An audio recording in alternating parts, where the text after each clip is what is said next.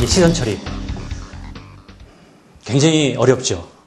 이거 하는 요령을, 극복하는 요령을 제가 좀 알려드릴게요. 제가 왜 시선 처리가 중요하다고 말씀드렸죠?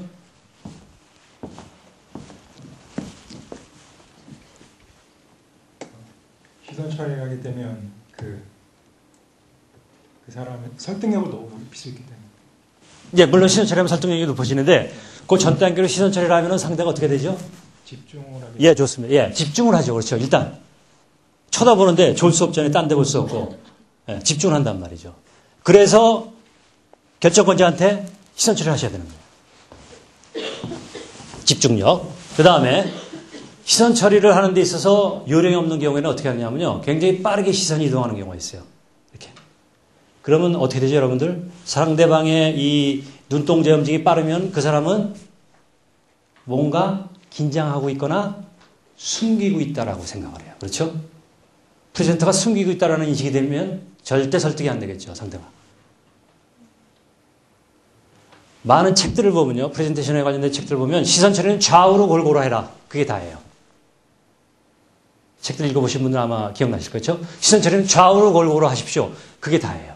좌우로 골고루 어떻게 하라는 얘기입니까? 좌우로 골고루 이렇게 계속 구체적이지가 않아요. 물론 좌우로 골고루 해야 되겠지만 시선 처리는 그렇게 하는 것이 아니고 어떻게 하시느냐면요. 지금도 여기가 이제 구역이 저 같으면 전 벽들은 제가 안 보여가지고 이쪽 분들 위해서 제가 여기서 조금 해드려야겠네. 이제 크게 구역이 중앙, 오른쪽, 왼쪽 이렇게 있죠. 그럼 세 구역입니다. 기본적으로. 그 다음에 앞과 뒤. 그러면 저 같은 경우는 제가 크게 6구역으로 좀 나눠요. 6구역으로. 그러면 일단 뭐 가운데를 먼저 해도 좋고 뭐 좌측을 해도 먼저 해도 좋습니다. 그렇게 하면서 이쪽 분들이랑 시선 처리 몇 분이랑 이렇게 맞추면서 이야기를 하는 거예요. 그래서 이제 이야기가 어느 정도 됐지 않습니까? 그럼 뭐 휙 이렇게 도는 것이 아니고 시선을. 여러분들이 이제 시선만 이렇게 돌리고 이렇게 가는 것이 아니고 일단은 여러분들이 가고자 하는 방향으로 몸이랑 시선이랑 같이 돌리셔야 돼요. 이렇게만 돌리는 것이 아니고 같이 돌리셔야 돼요. 그래서 움직이면서도 어떤 한 분과 시선 처리를 하면서 그분을 향해서 걸어가면서 이야기를 하는 거예요. 근데 많은 분들이 이야기하면서 다른 데 보면서 이야기하면서 이렇게 걸어가요. 그쪽으로. 그럴수록 여러분의 설득력은 떨어진다는 얘기예요. 여러분들의 목표는 설득력을 높이는 거기 때문에 반드시 시선 처리를 하셔야 된다는 얘기예요. 너무 짧아도 안 되고 그렇다고 너무 핵심 결정권자한테만 계속 주면 부담되죠. 그렇죠? 적당히 하면서 빈도나 그 비율을 그분한테 높이는 거. 예, 이게 중요합니다. 그 다음에 앞에 앉은 사람보다는 뒤에 앉은 사람. 왜냐?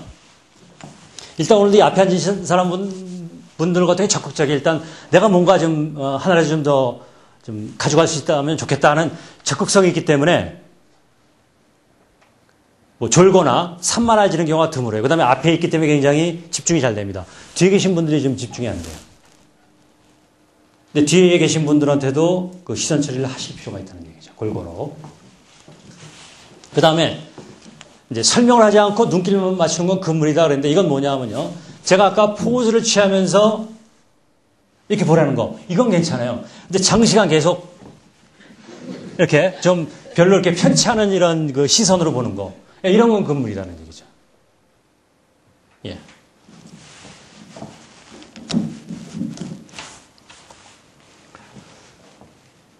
자, 이 내용은 이제 제가 알려드린 내용이랑 다 같고요. 그 다음에 이제 그 이동하는 기술 쪽으로 제가 조금 더 설명을 드릴게요. 이 무대 이쪽에서 이쪽으로 이동할 때 그 기술들을 잘 모르시는 경우가 있는데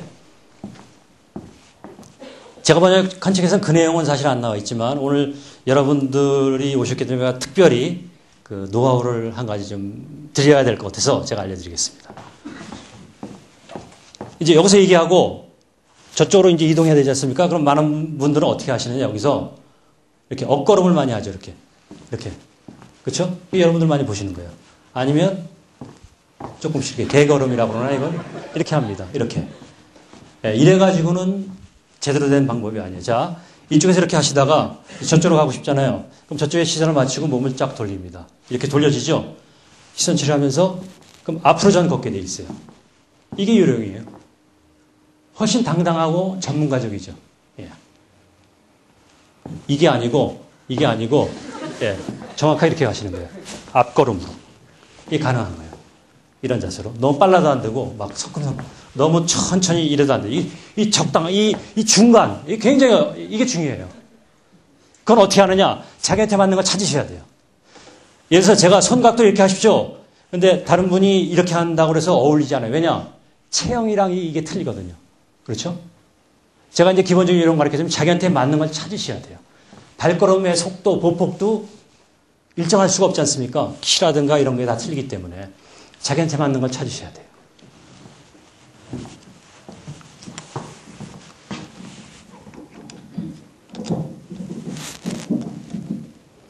지금 여기 뭐 하지 말라는 게 많이 나오는데 뭐 이런 건 아마 여러분 안 하실 거예요.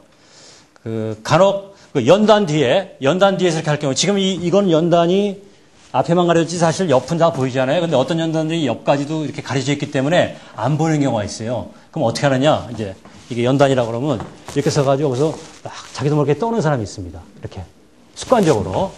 근데 이게 이쪽 사람은 안 보일지 몰라도 이쪽 사람이 만약에 그 결정권자가 혹시 저기 앉을 수 있잖아요.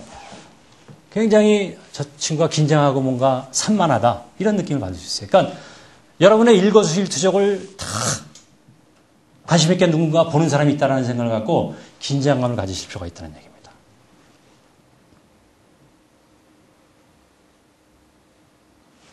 자, 그럼 이제 지금까지 알려드린 이런 전달 기술을 과연 어떻게 조금 더 내 것으로 체득할 수 있는가에 대한 요령을 좀 가르쳐 드릴게요.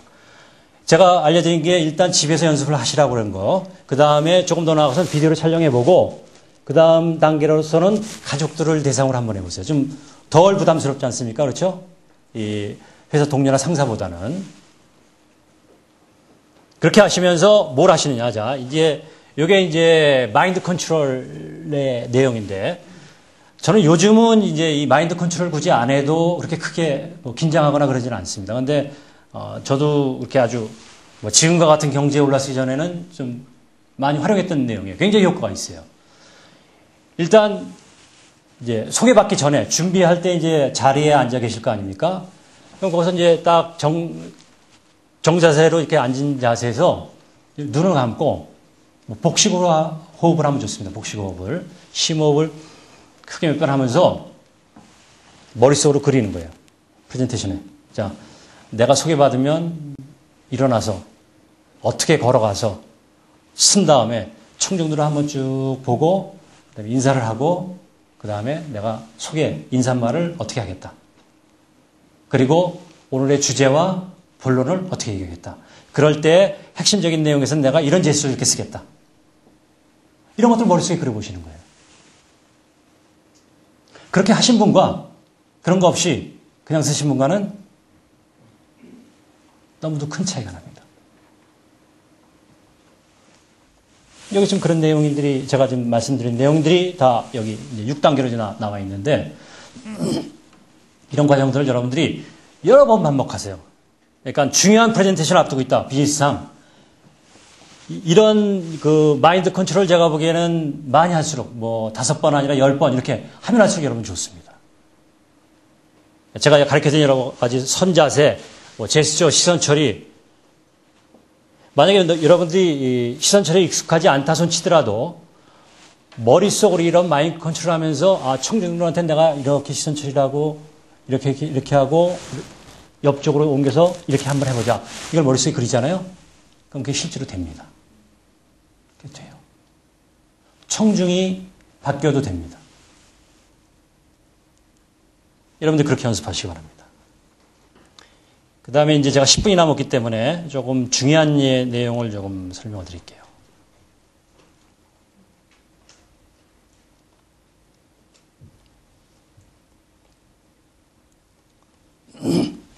이 책에서 이제 거론됐던 내용 중에요.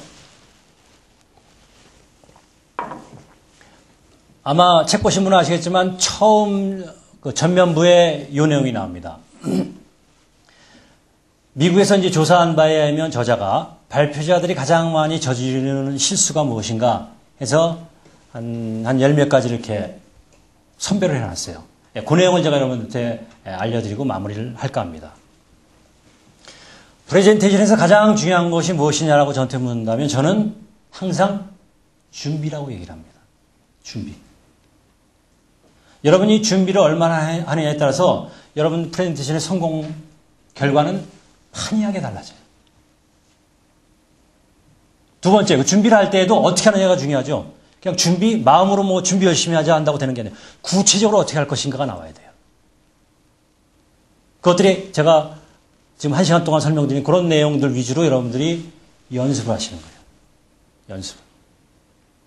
제가 조사를 해봤어요, 직접. 제가 이제 이 교육 컨설팅 하면서 참가자들한테 조사를 해봤더니 여러분들은 준비하는 시간 중에 발표 자료 만드는 시간, 파워포인트 만드는 시간이죠. 그 시간과 그걸 갖고 발표 연습하는 시간의 비율이 얼마나 됩니까? 라고 제가 설문조사를 아주 상당히 많은 분들을 대상으로 해봤는데 오랫동안. 대부분의 분들이 어디에 많이 초점을 두느냐? 파워포인트, 발표 자료 만드는 데 초점을 둬요. 물론 중요합니다, 그것도. 하지만 그거보다 더 중요할 수 있는 게 뭐냐? 어떻게 전달하느냐입니다. 어떻게 전달하느냐. 그러니까 여러분들이 그 안배를 잘 하셔야 돼요. 안배를. 그러니까 굳이 이제 저한테 그럼 어떻게 그 안배를 해야 좋습니까? 라고 추천을 저한테 만약에 요구하신다. 그럼 적어도 한 반반 정도는 하시기를 제가 말씀드리고 싶습니다. 적어도 반반. 조금 더 하신다 그러면 연습을 조금 더 하시는 게 나아요. 연습을.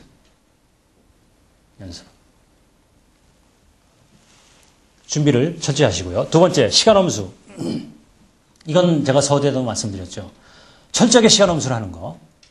그러니까는 여러분들이 프레젠테이션 장소에서 이제 지금 이 장소에도 지금 저 뒤에 시계가 있는데 시계 없는 경우에 여러분들 이 손목 시계를 찾고 계시면 안 돼요. 왜냐하면 자꾸 시계를 보면 이것도 뭔가 불안감을 조장을 하게 돼 있어요. 청중들. 풀어 놓으시는 거예요. 딱. 이제 자연스럽게 볼 수 있게. 조절을 하셔야 돼요. 컨트롤. 예, 그게 중요한 거고요. 자, 청중에 대한 파악. 이건 정말 중요한 문제예요. 자, 오늘은 여러분들 여기 오신 그 목적, 니즈, 여러분들 어떤 문제점이 있는지는 제 입장에서는 어느 정도 제가 여러분들이랑 직접 만나지 않고 여러분들로부터 이야기를 안 들었지만 저는 어느 정도 파악을 하고 있습니다. 여러분들이 뭐가 궁금하시고 뭐가 필요하신지 알고 있기 때문에 문제가 없지만 여러분들이 고객을 만난다거나 할 때 과연 고객의 니즈가 무엇인지 고객이 정말 원하는 그 목표가 무엇인지를 여러분들이 미리 아실 필요가 있어요. 근데 간혹 특강을 요청받는다든가 할 경우도 있겠죠. 무슨 발표를 할 경우에. 그러면 사전에 고객에 대한 정보가 전혀 없어요. 그럼 어떻게 하시겠습니까? 그냥 하시겠어요? 가장 좋은 방법은 질문을 하는 겁니다. 예를 들어서 여기에 직장 생활하시는 사회인과 대학생들이 섞여 있다고 제가 들었어요. 그럼 이제 예를 들어서 여기 대학생이신 분 한번 손 들어봐 주세요. 제가 질문합니다. 손 들어봐 주세요. 그럼 이게 파악이 되죠. 그렇죠? 예. 그다음에 뭐 프레젠테이션 실전 경험이 있으신 분 예, 이러면 대개 나오죠. 그렇죠? 예, 이게 유령이에요. 아무 정보도 없는데 그냥 하시면 안 됩니다. 그런 정도는 여러분들이 체크를 하실 필요가 있어요. 전문가들은 그렇게 해요. 청중에 대한 파악. 그래야 청중의 수준, 청중의 니즈, 청중의 목표를 알아야 거기에 맞춰서 제가 프레젠테이션을 이끌어가는 거예요. 절대적으로 여러분들이 준비해온 그걸 그대로 하는 경우에는 절대 실패합니다. 아, 내가 열심히 준비했어. 이거 열심히 내가 전달해야지. 실패. 왜? 청중의 니즈와 매치가 안 되기 때문에. 어떤 분들은요, 이 발표자를 한번 만들면 어떤 고객한테 가건 똑같이 하는 사람 많습니다. 그럼 실패해요. 고객마다 조금씩 바꿔야 돼요. 어떻게? 고객한테 맞게. 그런 노력을 하지 않고서 어떻게 설득을 하려고 하십니까? 근데 많은 분들이 그냥 그렇게 해요. 무슨 핑계로? 바쁘다는 핑계로. 근데 그렇게 바쁘게 계속 해서 하셔봐야 성과 없습니다. 설득 없이 계속 바쁜 상태에서 낮은 성과로 일관되게 좌절만 맛보게 돼 있어요. 좌절만. 비효율적인 시청각 자료. 중요합니다. 간혹 시청각 자료가 흐린 경우가 있어요. 그래서 다른 데서 그림이나 이런 걸 캡처해 오는 경우가 있죠.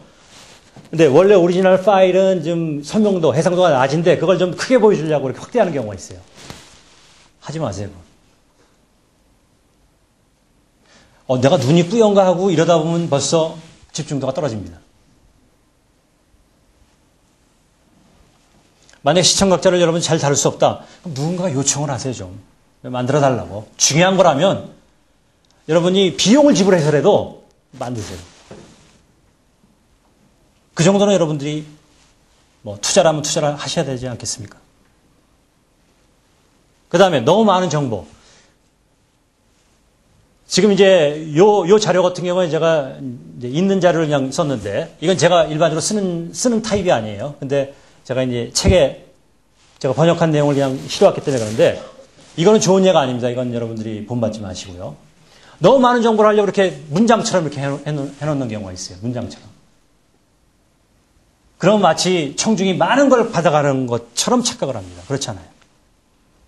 차라리 이런 것들도 몇 개 프레이즈나 아니면 간략한 단어, 이런 걸로 표현하는 것이 좋다는 얘기죠. 그 다음에 이 저자도 이런 얘기를 했더라고요. 부적절한 농담. 괜히 시중에서 많이 도는 뭐 인터넷 조크라든가 유머 같은 거, 이런 거 하지 마세요. 그런 거 안 해도 여러분들은 청중이나 고객과 충분히 공감대를 만들 수가 있어요. 그 공감대를 어떻게 만드느냐? 청중의 니즈와 욕구만 만족시켜주면 공감대는 나옵니다. 그렇죠? 근데 그런 거 자신 없는 사람들이 불필요한 농담으로 공감대를 만들려고 시도를 하고 있어요. 그러다 보면 여러분들의 격이 떨어지고 여러분들의 목표가 불분명해질 수밖에 없습니다. 그 다음에 이것도 굉장히 중요한 문제. 단조로운 어조.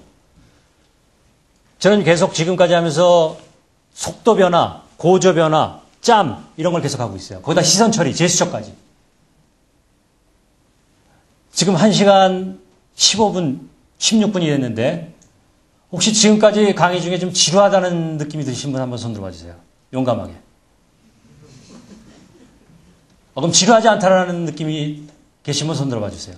지루하지 않았다. 예, 이 정도만 나온 것도 많이 나온 겁니다. 잘 안 되시거든요. 마음은 있지만. 예. 단조로운 어조 때문에 청중은 이내 잠들어 버려요. 그건 여러분들의 탓이에요. 프레젠터의 탓이지 절대 청중의 탓이 아니라는 걸 유념하시기 바랍니다. 맨 마지막, 빗나간 초점. 이 초점이 빗나가는 이유는 뭐죠? 청중의 니즈를 모를 경우죠. 그렇죠? 그러니까 사전에 파악하는 게 중요하고, 사전에 파악이 안 된다면 현장에서 파악을 하세요. 필요하다면 마이크를 들고 청중한테 가서 혹시 이런 점에 대해서는 어떤 문제가 있습니까? 라고 물으세요. 몇 분들한테. 그러면 나옵니다.